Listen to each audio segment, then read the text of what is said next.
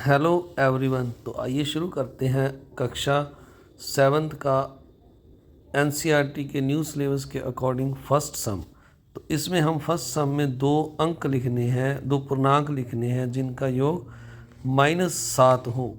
तो हम सबसे पहले यहाँ पर दो नंबर जिनका योग -7 है वो लिखेंगे। जैसे यहाँ पर -4 और एक हमने नंबर -3 लिया। अब इन नंबर को अगर हम जोड़ें तो इनका ये योग है जो -7 आ जाएगा। इस तरह हम और भी कोई नंबर ले सकते हैं, जैसे -6 और -1 या -5 और -2 जिनका योग -7 हो जाएगा। तो आइए अब सेकंड इसका बी पार्ट देखते हैं। इसमें हमें अंतर दिया हुआ -10, कोई दो नंबर का अंतर। तो हम यहाँ पर एक माइनस वाला नंबर लेंगे और एक प्लस वाला नंबर लेंगे।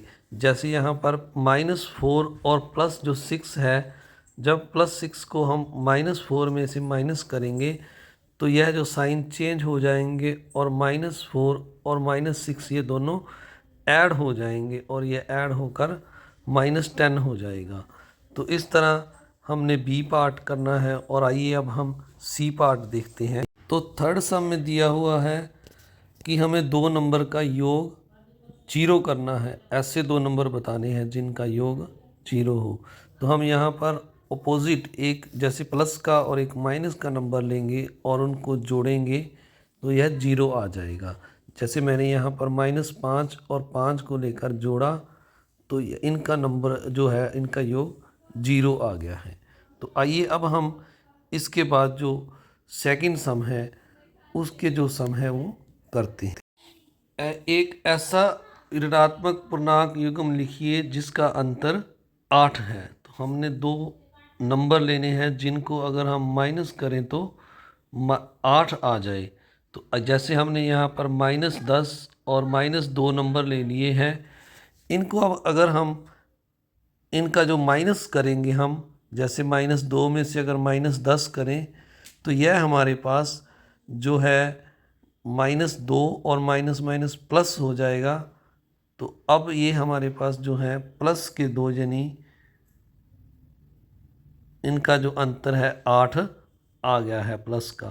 तो आइए अब हम जो इसका बी पार्ट है उसको देखते हैं। इस ए पार्ट में हम कोई और नंबर लेकर भी कर सकते हैं।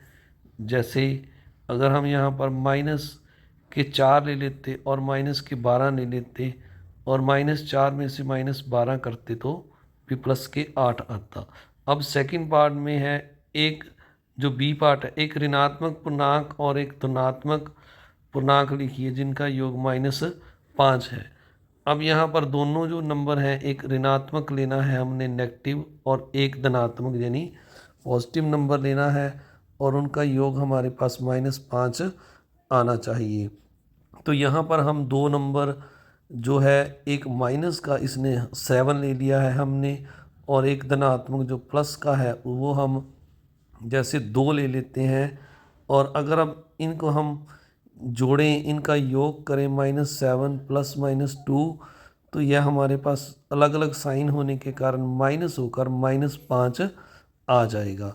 तो यह सम हमने इस तरह कोई और एग्जांपल लेकर भी कर सकते हैं। अब सी सम में एक ऋणात्मक पूर्णांक और एक धनात्मक पूर्णांक लिखिए जिनका अंतर -3 है। यानी एक अब हमने माइनस वाला नंबर लेना है और एक प्लस वाला नंबर लेना है। अगर हम इन नंबर को इनका अंतर करें, डिफरेंस करें तो हमारे पास -3 आना चाहिए। तो जैसे हम यहाँ पर दो नंबर -2 और प्लस का 2 यानी धनात्मक हमने 2 ले लिया और ऋणात्मक -1।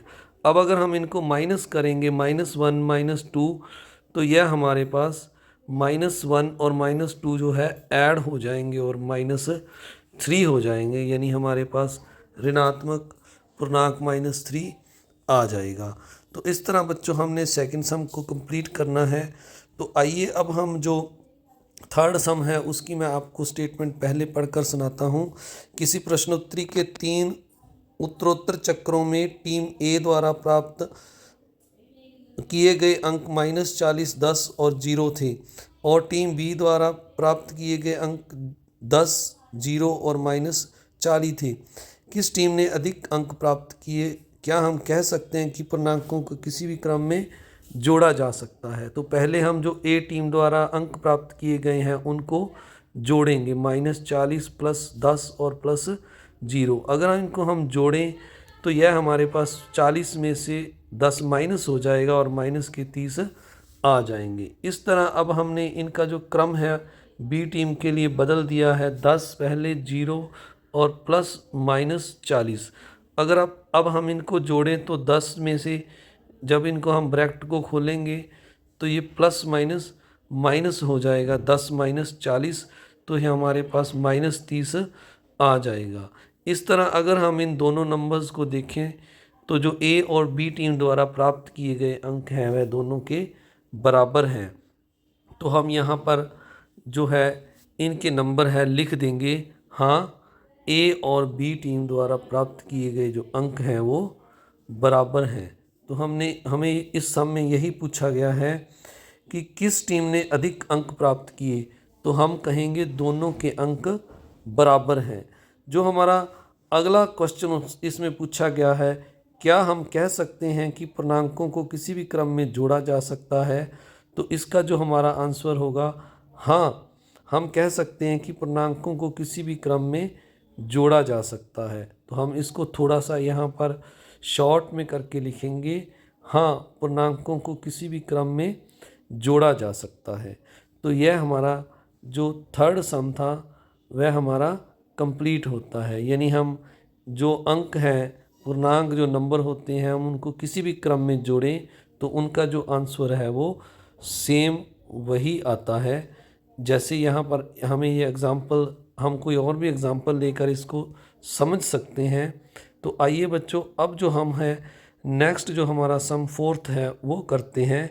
निम्नलिखित कथनों को सत्य बनाने के लिए रिक्त स्थानों की पूर्ति कीजिए। तो यहाँ पर फर्स्ट सम में -5 और -8 है, दूसरी ओर हमें -8 दिया हुआ है। तो अब दूसरी जो ब्रैकेट है इसमें हमारे पास -5 नहीं है, तो इस ब्रैकेट में हम यहाँ पर जो ये -5 है लिख देंगे। अब दूसरी और -53 यानी 53 में कितना जोड़ें कि -53 आ जाए? तो ये हमें पता है कि अगर इसमें हम किसी भी नंबर में 0 को ऐड कर दें तो वही आंसर आ जाता है। अब तीसरे में 17 प्लस, अब इसमें कितना प्लस करें कि 0 आ जाए? तो इसके अपोजिट नंबर हम इसमें -17 लगा देंगे, यानी 17 लगा देंगे। अब नेक्स्ट सम में हमारे पास +13 -12 ये जो दिया है, और तीसरा नंबर जो दूसरी साइड में -7 है वो इसमें कम है, तो यहाँ पर हम ब्रैकेट में -7 जो है लगा देंगे। तो ये जो हमारा चौथा सम है वो कंप्लीट हो जाएगा। अब जो पांचवा सम है इसमें अगर हम देखें तो जो पहले जो है अंतिम दो नंबर को जोड़ा गया है और यहाँ पर हमारे पास -3 कम है दूसरी साइड पे, तो हम यहाँ पर -3 लिख देंगे। तो इस तरह आप सभी ने ये सम पूरे करने हैं।